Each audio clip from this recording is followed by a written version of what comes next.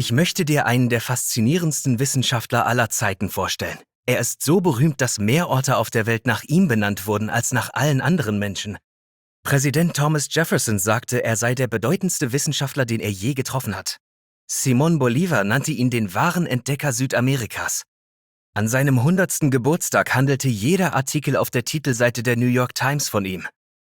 Wer ist dieser Wissenschaftler und was macht ihn so außergewöhnlich? Sein Name ist Alexander von Humboldt. Noch nie gehört? Sein Name ging in der Geschichte unter, aber Folgendes hat er geleistet. Alexander von Humboldt begann seine Karriere als Geologe.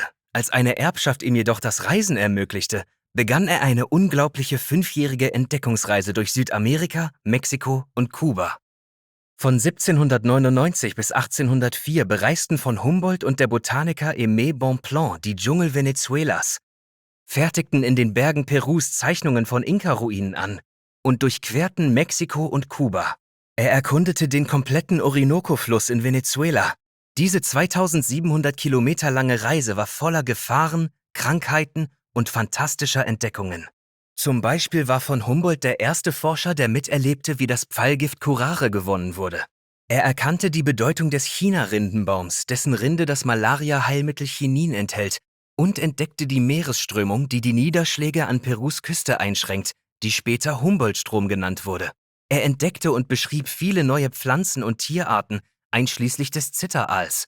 In Ecuador erklomm er einen der höchsten Vulkane, den Chimborazo, um den Luftdruck zu messen. In dieser Höhe hatte das zuvor noch nie jemand getan. Die Reise erstreckte sich über knapp 40.000 Kilometer, was dem Erdumfang entspricht.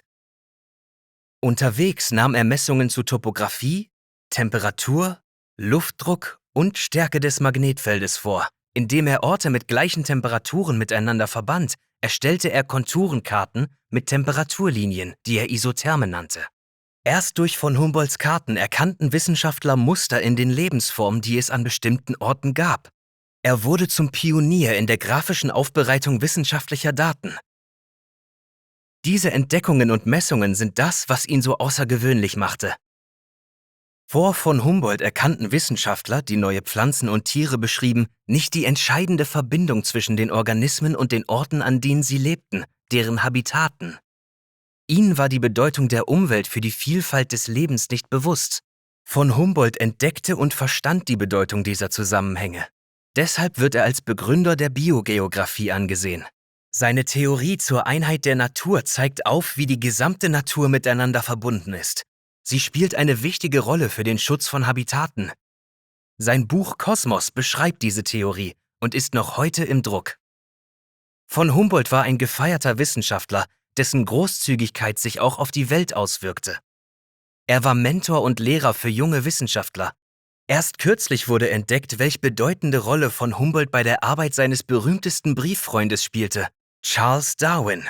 Der junge Darwin las von Humboldts Werke intensiv und schrieb auf der Beagle in sein Tagebuch: „Derzeit kann ich nur von Humboldt lesen. Wie eine Sonne erleuchtet er alles, was ich erblicke." Obwohl heutzutage manche Wissenschaftler von Humboldt kennen und verehren, ist er der Allgemeinheit nicht so bekannt. Alexander von Humboldts Einfluss ist in jeder wissenschaftlichen Disziplin offenkundig.